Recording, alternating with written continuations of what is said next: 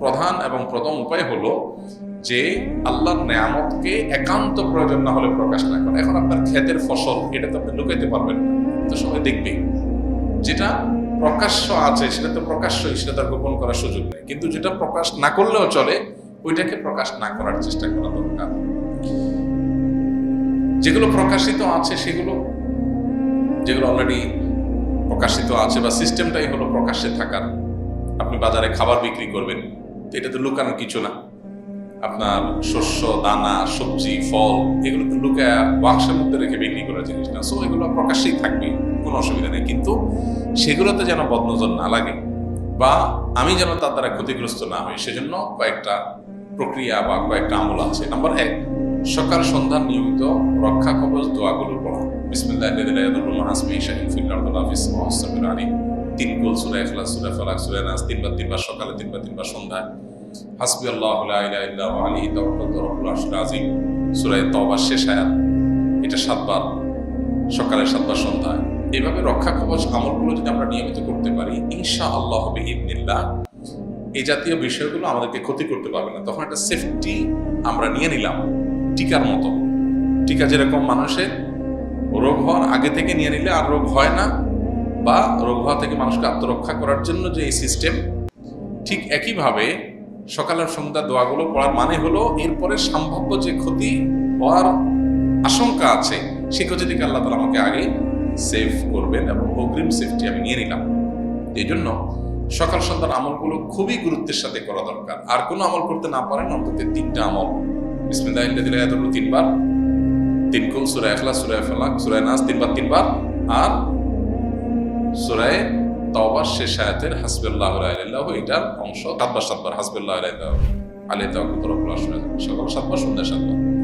এই 3টা আমল বিসমিল্লাহিল্লাযী, 3 কুল এবং হাসবিয়াল্লাহ, আর কিছু না পারলে এগুলো যেন নিয়মিত আমরা, এটা হলো দ্বিতীয় উপায়। নাম্বার 3, বদনজর লাগতে পারে এরকম বিষয় কেউ দেখার পর তার নিজের অজান্তে যেন বদনজর না লেগে যায়, এজন্য তার ওই জিনিসটার জন্য বরকতের দোয়া করা উচিত। নবী করিম সাল্লাল্লাহু আলাইহি ওয়াসাল্লাম বলেছেন, তোমাদের কেউ যদি এমন কিছু দেখে যেটা দেখে সে অভিভূত হয়ে যায়, মা ইউআজিবু, যেটা দেখার পরে সে অনেক বেশি আশ্চর্য হয়ে যাবে, এত সুন্দর, এত ভালো, তখন তার অজান্তে ওই জিনিসটার বা ওই ব্যক্তির ক্ষতি হয়ে যেতে পারে তার রাক্ষসী চাহনির কারণে, হিংসাত্মক চাহনির কারণে, যেটা হয়তো ইচ্ছাকৃত সে করবে না, যার কারণে সে গুনাহ হবে না তার, কারণ সে জানেও না। চাহনিটা একটু আপনার অনেক বেশি অভিজ্ঞতা হওয়ার চাহনি হয়েছে, এটা অনেক সময়, সবসময় না, অনেক সময় এটা নজরে হাসিদের লেভেলে চলে যায়। তো যেহেতু নিজের অজান্তে চলে যাবে, এটা যেহেতু গুনাহ না তার, সে যেন ফালিয়াতাউলাহু বিল বারাকাহ, সেজন্য ওই ব্যক্তি বা বস্তুর জন্য বরকতের দোয়া করে, তাহলে আর ক্ষতি হবে না।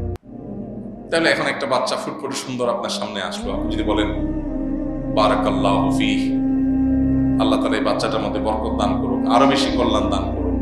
আপনি একটা ফসল দেখলেন, একটা ভালো কিছু দেখলেন, দেখে আপনি অভিভূত হলেন, হয়ে যদি আপনি বলেন আল্লাহ তাআলা এর মধ্যে আরো বেশি কল্যাণ দান করুক, তখন আর ওই ব্যক্তি বা বস্তু আর ক্ষতিগ্রস্ত হবে না। এটা হলো তৃতীয় উপায়, এটা আমরা করতে পারি। এখন কথা হলো যে কত মানুষ চাইবে আমি কারটা কন্ট্রোল করবো, তাহলে কি করতে পারি? এক্ষেত্রে আরবদের একটা আমল দেখা যায়, যেটা হাদিসে কোনো সরাসরি নির্দেশ নাই, তবে এই হাদিসে, যে হাদিসে নবী সাল্লাল্লাহু আলাইহি ওয়াসাল্লাম দোয়া করতে বলেছেন, বরকতের দোয়া, কোনো কিছু দেখে অভিভূত হলে, সে হাদিসের উপর আমলের একটা পদ্ধতি বলতে পারে। সেটা হলো, ধরেন কেউ নতুন গাড়ি কিনেছে, নতুন বাড়ি করেছে, বা এমন কিছু আছে যেটা দেখে অন্যদের মানে একেবারে যেটাকে বলে হিংসাত্মক দৃষ্টি পড়তে পারে, বদনজর করতে পারে, তখন বদনজর যেন না পড়ে সেজন্য ওই বস্তুর উপরে তারা মাশাআল্লাহ, তাবারাকাল্লাহ এই জাতীয় কিছু লিখে রাখে। এটা মানে হলো এটা দেখে যেন যার নজর পড়বে সে যেন মাথায় আসে, ও নবী সাল্লাল্লাহু আলাইহি ওয়াসাল্লাম যে বরকতের দোয়া করতে বলছেন, তাহলে আর ক্ষতি হবে না। তাহলে সে নিজের এটা দেখার পর নিজের স্মরণ হবে এবং সে বলবে যে আল্লাহ বরকত দান